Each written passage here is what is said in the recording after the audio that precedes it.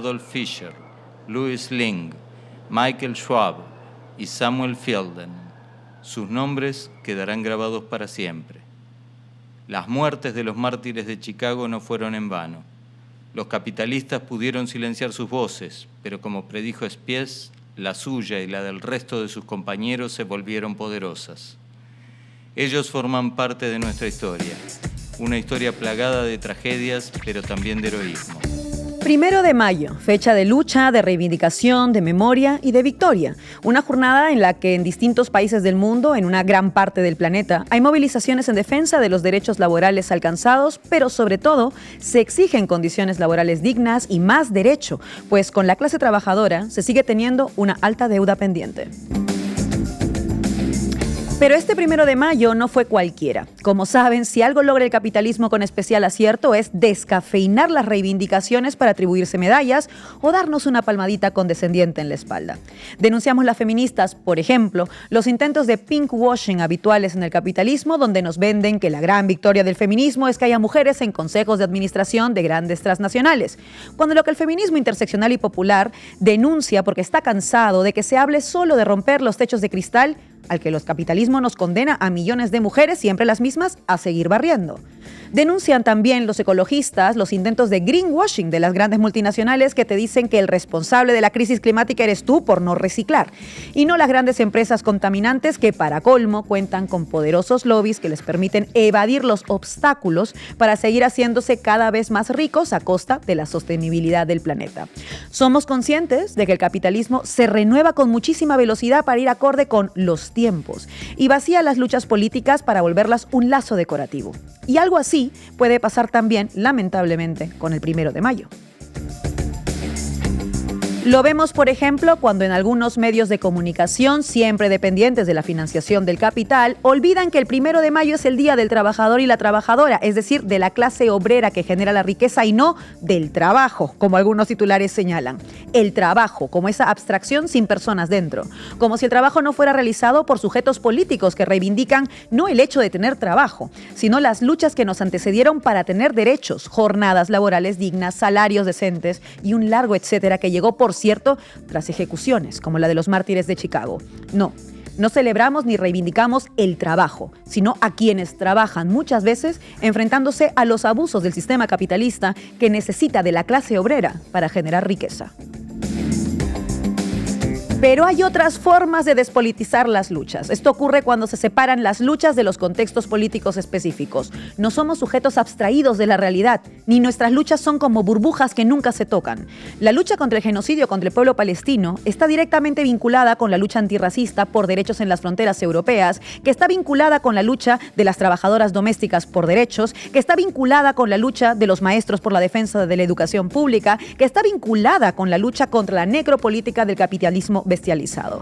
Las luchas con sus demandas específicas apuntan a adversarios comunes. Y por eso este 1 de mayo era tan importante y sigue siéndolo, porque no es posible una lucha de la clase trabajadora sin hablar de las grandes amenazas de estos tiempos, es decir, del régimen de guerra y la militarización que en clave reaccionaria está entrando de lleno en los discursos y las políticas de los gobiernos europeos y estadounidense. Nunca una guerra protegerá a la clase obrera, porque seremos los y las trabajadoras las que pagaremos sus guerras como siempre hemos pagado sus crisis. Recordemos 2008. Y por eso este 1 de mayo viene teñido de algo distinto. La clase trabajadora europea se moviliza por la paz, contra el genocidio, contra el pueblo palestino o contra el racismo institucional contra las personas migrantes que son clase obrera. Estamos denunciando a ese capitalismo bestializado que sabe que si unimos estas banderas tendrá enfrente a un poderoso frente de resistencia, como en las épocas en que el movimiento obrero cambió el rostro del mundo. En tiempos de guerra que nos imponen, es más urgente que nunca una articulación obrera que defienda la paz y los derechos, que no se contente con mantener lo que ya tenemos, sino que apueste por ensanchar derechos denunciando las opresiones del gran capital que en su versión bestializada nos condena a guerras a las que enviarán a los nuestros y a los hijos de los nuestros, porque mientras ellos aumentan el gasto militar y la gran industria armamentística se forra, quienes tendrán que ajustarse el cinturón para pagar sus guerras o enviar a sus hijos al frente seremos siempre los mismos. ¿Es posible un movimiento obrero que a 2025 no sea también un frente por la paz y contra el rearme? Hoy en La Base Comanche hablamos de la lucha de los trabajadores y las trabajadoras. Bienvenidos y bienvenidas. La Base Comanche. Bienvenidos, bienvenidas a La Base Comanche. Hablamos del 1 de mayo. ¿Qué nos has traído, Pablo Hurtado?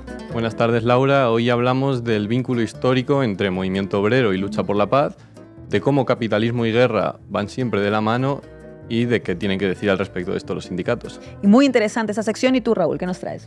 Pues vamos a ver un poco el tratamiento mediático en estos últimos años desde el gobierno de coalición o los gobiernos de coalición del mainstream mediático hacia no tanto los sindicatos sino los liderazgos, fundamentalmente nuestros amigos Unai Sordo y Pepe Álvarez. Promete también esa sección. Hoy además contaremos con Rafaela Pimentel Lara, trabajadora del hogar y activista feminista, y con Maribel Ramírez, secretaria de Acción Sindical CGT. Arrancamos.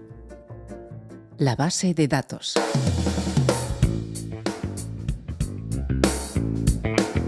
Pablo, buenas tardes. Buenas tardes, Laura. Ayer, como cada 1 de mayo, se celebraba el Día del Trabajador.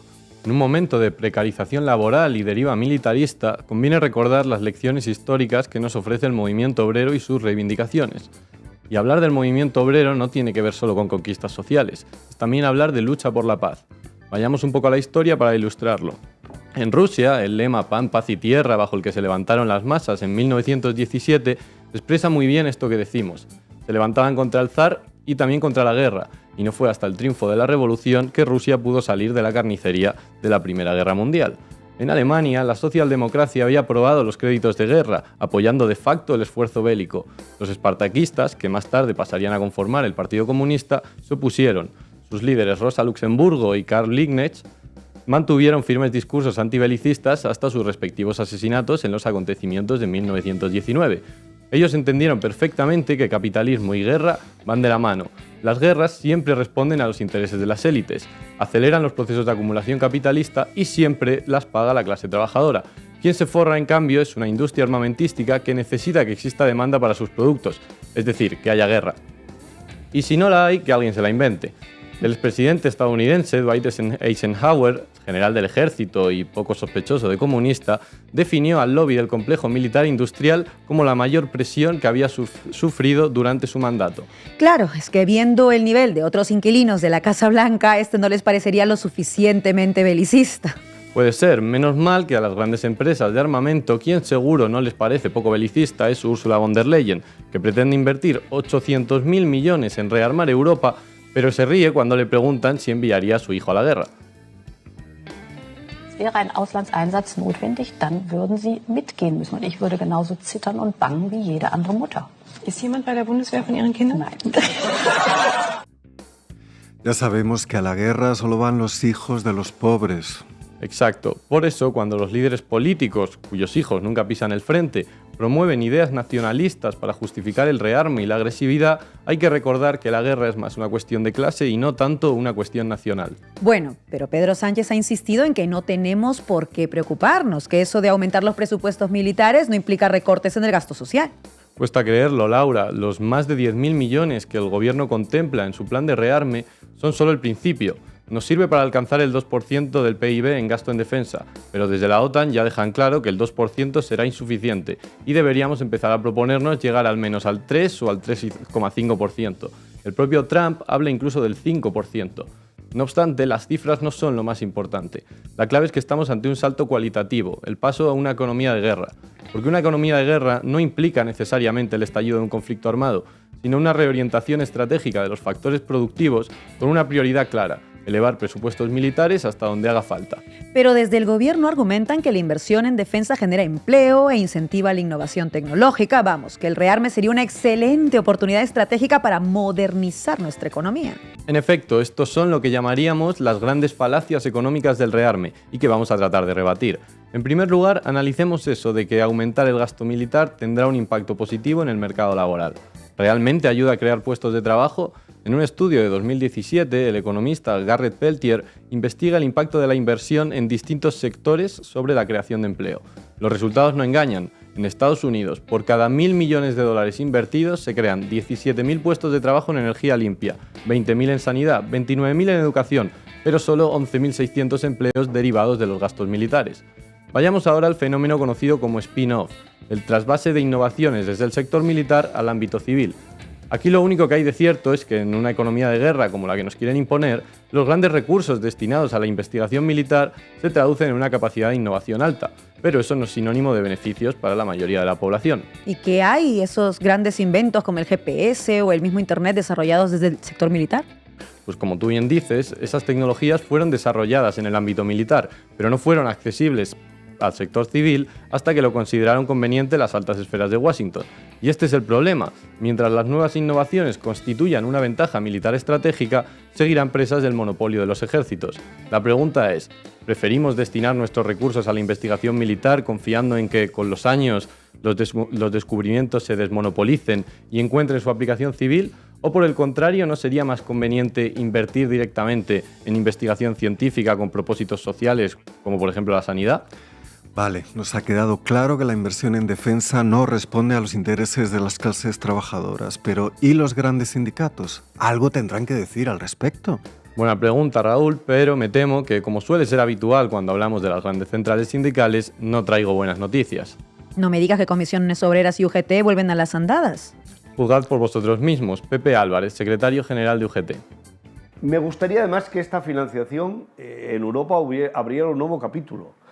Creo que la Unión Europea debería ponernos un impuesto a todos los ciudadanos y las ciudadanas para la defensa, para que sea tan transparente, para que hagamos un debate tan profundo, seamos tan conscientes de que este es un elemento que tenemos que introducir y que lo seamos los españoles como lo son los finlandeses o de cualquier país del norte de Europa, o los polacos, que tienen una frontera efectivamente en estos momentos mucho más amenazada aparentemente que la que podemos tener los ciudadanos del sur de Europa. Por si alguien ponía en duda eso de que las guerras las pagamos todos. Respecto al destino de los 10.000 millones del plan de rearme, el secretario general de UGT no tiene demasiado que decir. Yo hoy no sé exactamente dónde van a ir o cuánto va a ir a la subida del salario de los militares, pero no hay problema, porque en el propio documento publicado por el Gobierno se encuentra la respuesta para Pepe Álvarez. El plan contempla una partida de 3.712 millones para, cito, la mejora de las condiciones laborales, preparación y equipamiento de las Fuerzas Armadas.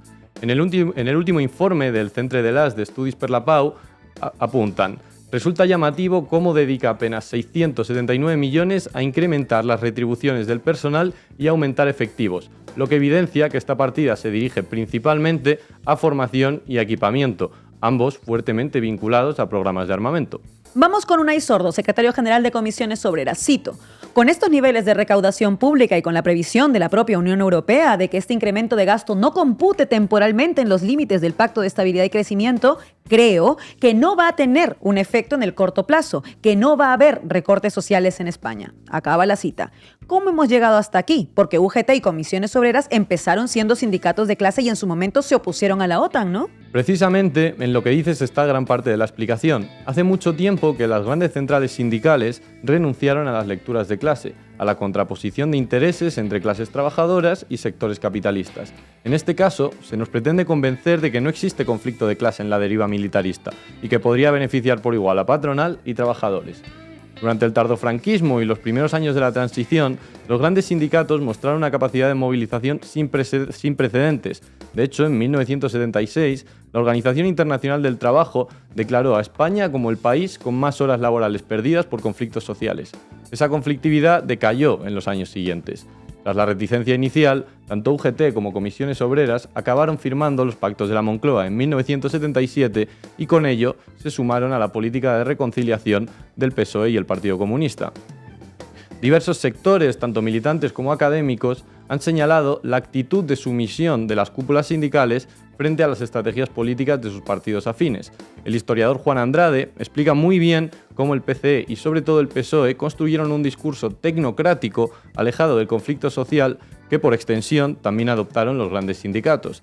En una entrevista con Pablo Iglesias, Andrade lo ilustra con un gran ejemplo. Vamos a verlo. aunque es una conflictividad social muy fuerte como consecuencia de la crisis económica y los despidos que se están produciendo, pero sobre todo producida en las fábricas, confinada en pequeñas unidades. Porque lo que el PC hace, y le dice a Comisiones Obreras, concretamente a Marcelino Camacho, es decir, bueno, huelgas en las fábricas sí, pero huelgas nacionales con dimensión política no, porque desestabilizáis la estrategia que estamos desarrollando, ¿no? Pues ha quedado bastante claro. Muchas gracias, compañero. Estamos ante el mayor riesgo reaccionario que ha vivido España, que ha vivido Europa y que ha vivido el mundo desde el final de la Segunda Guerra Mundial. Ni más ni menos.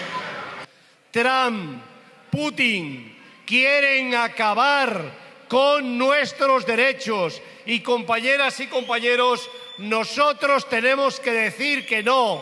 Nosotros tenemos que conseguir que Europa despierte y haga frente a esta nueva situación, porque efectivamente quieren acabar con los derechos de las mujeres, no quieren igualdad, no quieren que continuemos avanzando. Es un escándalo, una vergüenza. Muy bien, vamos contigo, Raúl. Pues sí, vamos con la cabecera, vamos con el temita.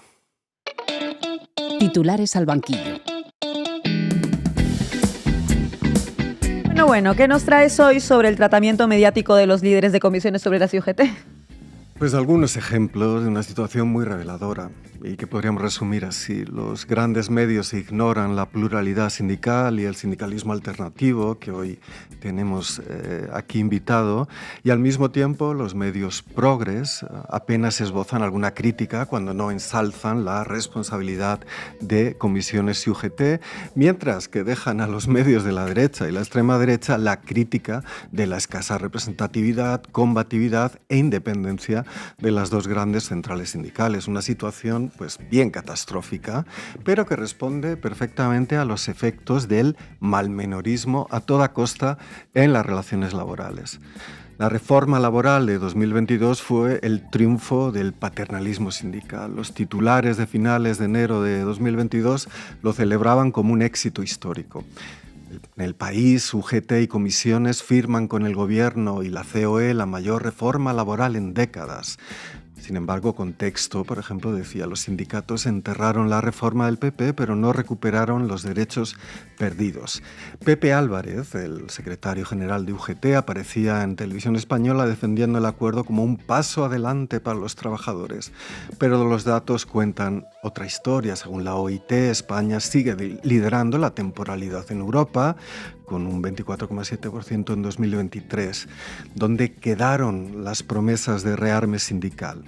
Pero bueno, pasemos a los ERTE. ¿Fueron solidaridad o subordinación? Estamos en marzo de 2020. La pandemia paraliza el país y los sindicatos firman los expedientes de regulación temporal de empleo.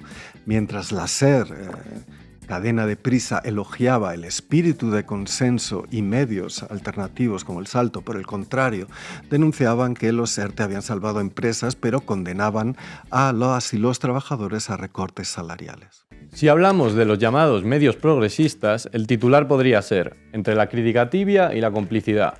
En el caso del país, veamos dos titulares. En 2019, los sindicatos recuperan protagonismo con el gobierno de coalición, pero en 2023, comisiones y UGT pierden afiliados mientras crecen los sindicatos alternativos.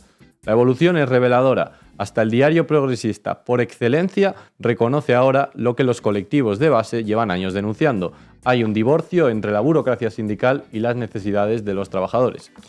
Y si vamos al diario.es, muy progresista, tendríamos que hablar del síndrome del pero, que es algo así como: sí, la reforma laboral es insuficiente, pero es lo mejor posible.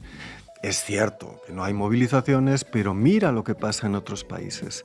Este discurso del mal menor encubre una realidad. Tanto UGT como comisiones llevan lustros sin convocar una huelga general contra un gobierno del PSOE.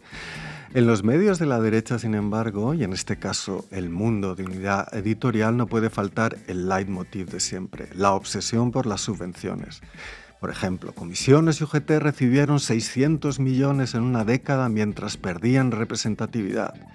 El dato es cierto, pero la interpretación es tramposa. En lugar de cuestionar por qué los sindicatos dependen tanto del Estado, deberían preguntarse porque han abandonado la financiación mediante cuotas de su base sindical. En el tratamiento de la episcopal COPE no puede faltar el espectro comunista. Por ejemplo, cada aparición de Unai Sordo genera el mismo guión. El líder de comisiones obreras vinculado a Podemos, aunque eso ya no tenga ningún sustento, amenaza con movilizaciones que nunca llegan. Si vamos a los medios de la extrema derecha, el titular podría ser del odio al disparate. OK Diario es un esperpento bien conocido. Ayer mismo decían, UGT y comisiones obreras convierten el 1 de mayo en un ataque a Ayuso, Trump y Milei, tras regarlo Sánchez con 32 millones. Esto decía ayer mismo el panfleto de Inda. Y si vamos al medio más ayusista con diferencia, Libertad Digital, fundado por don Federico Jiménez Los Santos, la retórica es machacona. Especial Día del Trabajo. Los sindicatos son una herramienta ideológica con objetivos totalitarios. Esto decían sobre este 1 de mayo. Estos disparates ocultan una paradoja. La ultraderecha es la más crítica de la burocracia sindical y de sus intereses propios, mucho más que los medios progresistas. Terminamos con Sumar y lo que podríamos llamar el síndrome de Estocolmo sindical. Sí, la relación con el partido de Yolanda Díaz merece capítulo aparte. A nadie se le escapa que lo que hemos llamado, o se puede llamar perfectamente, Operación Sumar, fue objeto de un tratamiento más bien acrítico por parte del diario Público, considerado de izquierdas, y recordemos que la entonces directora Ana Pardo de Vera dijo aquello de «a Podemos le toca acatar». Teniendo en cuenta al mismo tiempo el papel fundamental de la dirección de comisiones obreras de Cataluña, sobre todo en esta operación Sumar, el tratamiento responde a esa actitud. Sin embargo, en 2023 Público se atrevía a hacerse eco del crecimiento del sindicalismo alternativo titulando «Más allá de comisiones y UGT, radiografía del sindicalismo combativo y soberanista». CGT, CNT y Solidaridad Obrera confluyeron de palabra en 2023 y las organizaciones de clase nacionalistas aumentan su implantación.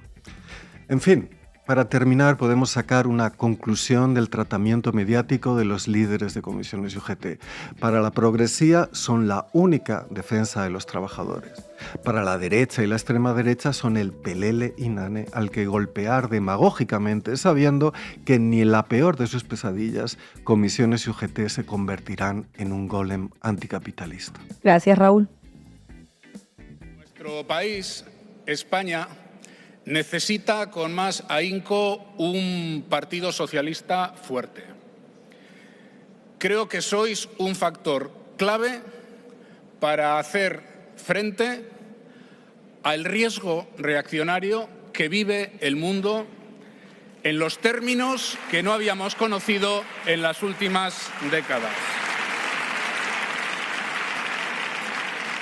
Y lo hacemos, si me permitís hacer 2 o 3 reflexiones. Lo vengo diciendo públicamente desde hace tiempo. Nosotros, compañeros y compañeras, vamos a estar apoyando, trabajando con el gobierno de izquierdas de progreso más transformador que hemos tenido en la historia de nuestro país.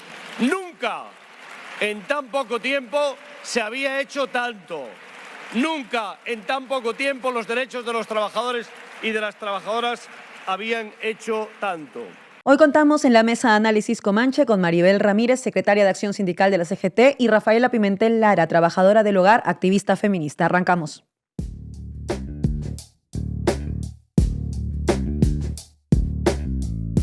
Bienvenidas Maribel y Rafaela, muchas gracias por estar con nosotras en Base Comanche, y yo arranco con una pregunta para ambas. ¿Cómo encuentra a la clase trabajadora este 1 de mayo en 2025? ¿Y por qué sigue siendo importante que esta sea una fecha de reivindicación y de lucha? Empiezo por ti, Maribel. Hola, buenas tardes ya a todas. ¿Cómo vemos a la clase trabajadora? Bueno, yo ya lo he dicho esta mañana, una de las cosas que ha sido sorprendente para nosotras es que en la mayoría de convocatorias que se han hecho en todos los territorios de todo el Estado, ha habido una masiva participación de gente joven que a día de hoy está en actividad laboral. Veníamos de unos años con un 1 de mayo un poco unos años, un año un poco extraño, y la respuesta que estamos viendo últimamente es que la gente joven está empezando a darse cuenta que no todos somos iguales, todas las organizaciones somos iguales, y que hay que salir el 1 de mayo y hay que salir por cada lucha de cada día que sea necesaria, la verdad. Gracias, Maribel. Voy contigo, Rafaela, con la misma pregunta. Creo que lo que hace particular este 1 de mayo es las luchas que hay abiertas, cómo la vida de las personas cada vez más está en peligro y no hay resueltas situaciones como el tema de la vivienda, el tema de la salud, el tema de los trabajos. Creo que hace de particular que las personas estamos bien cansadas y necesitamos que se resuelvan estas situaciones, ¿no? Y creo que hace en particular en que estamos más en luchas que nunca, estamos cada vez más exigiendo que esto se resuelva. Creo que en particular lo hace esto, ¿no? Buenas tardes, Maribel y Rafaela, muchas gracias por acompañarnos hoy. Diferentes estudios han señalado que si los recursos de todo tipo que consumen los ejércitos y la producción de armamentos se destinara a sectores civiles, generarían mayor empleo, mejores recursos y servicios más competitivos. Entonces yo quería preguntaros, empezando por ti, Maribel, frente a la pasividad, cuando no apoyo de las grandes centrales sindicales a los planes de rearme, ¿qué tienen que decir los sindicatos de clase? Hombre, para nosotros que un sindicato de apoyo o pida directamente un impuesto para el rearme, para comprar armas, para entrar en un conflicto bélico o para estas situaciones que nosotros estamos totalmente en contra, entendemos que una guerra siempre más nos parece una barbaridad, y más cuando tenemos todos los servicios públicos de cualquier territorio del Estado en total precarización de recursos, tanto sanidad como educación. Tenemos un problema gigante de vivienda y nos parece una barbaridad que las organizaciones sindicales a día de hoy estas organizaciones sindicales a día de hoy una de ellas está pidiendo un impuesto. Gracias, Maribel, y ahora vamos contigo, Rafaela. ¿Cómo afectará a la clase trabajadora el rearme? Creo que el tema de las guerras y el tema de que se invierta dinero, recursos en este tema, lo que hace cada vez más es que las vidas sean más precarias cada día. Entendemos que no se puede estar invirtiendo en dinero y recursos en un rearme cuando hay situaciones que no están resueltas, como situaciones de la vida, ¿no? Creo que eso afectará y seguirá afectando hasta que no se tome en cuenta que esto no es una decisión que viene bien para el pueblo, para las ciudadanas y ciudadanos. Raúl. Pues encantado de teneros aquí, Maribel y Rafaela. Mi pregunta tiene que ver con precisamente la respuesta a esta situación. Empiezo contigo, Maribel. Desde hace tiempo y con un considerable impulso de la CGT, habéis llamado junto a otras organizaciones sociales, sindicatos de inquilinos, plataformas de afectados por la hipoteca, etcétera, a una confederación de luchas. Si quieres explicar brevemente, muy brevemente, en qué consiste y si piensas que esa es la clave precisamente para implantar no solo un sindicalismo de lucha, sino un sindicalismo interseccional. Bueno, nosotros como CGT tenemos en los acuerdos trabajar siempre sin perder nuestra esencia, ¿no? Trabajar mano a mano con diferentes organizaciones que tengan el mismo fin y tengan relación ideológica, ¿no? Estamos viendo como desde diferentes territorios la CGT es una más, ¿no? O sea, no es la que no voy a decir que es la que lo lidera, es una más de las organizaciones que de una forma, bajo el respeto, bajo la comprensión y bajo el diálogo, están empezando a hacer cosas de forma conjunta. Nosotros entendemos que con las organizaciones con las que colabora la CGT en los distintos territorios a nivel estatal, todas tenemos el mismo fin. El mismo fin es el bienestar, ¿no? O el fin del capital. Muchas gracias, Maribel. Rafaela, la misma pregunta. Desde tu perspectiva, ¿cómo lo ves? Yo creo que muchas de nosotras hace tiempo que estamos haciendo sindicalismo. Yo en mi parecer no entiendo que pueda ser una cuestión vital de una reorganización y un llamado a que se haga una confederación. Esto no va de nombre, esto va de trabajo que se haga y hay muchas organizaciones que estamos haciendo sindicalismo y que estamos luchando para que estas situaciones se resuelvan en la vida de muchísimas personas, porque toda esta situación que está habiendo no es una cuestión, es una emergencia y creo que no. Si se hace, pues nada, yo lo que pienso es que no es una cuestión de nombre, no es una cuestión de hacer llamados, es una cuestión del trabajo que estamos haciendo ya muchísimas organizaciones y muchísimos colectivos y tener en cuenta en que esto es una urgencia, en que aquí tenemos que pelear por estos derechos. Y no es una cuestión de confederación o de nombre o de lo que sea. Es una cuestión de compromiso y es una cuestión de que estamos ya cansadas y hartas de estar exigiendo un montón de derechos y que ahora mismo vemos cómo está el panorama, un avance de una ultraderecha cada vez más y un ataque específicamente a la vida de las personas como está sucediendo. Creo que es tener en compromiso, seguir esta lucha y da igual con el nombre que sea, pero tenemos que tener en cuenta el objetivo principal, que es cambiar este sistema, cambiar este mundo y que ya las personas que estamos sufriendo ese ataque a la vida, pues se respete la vida de las personas.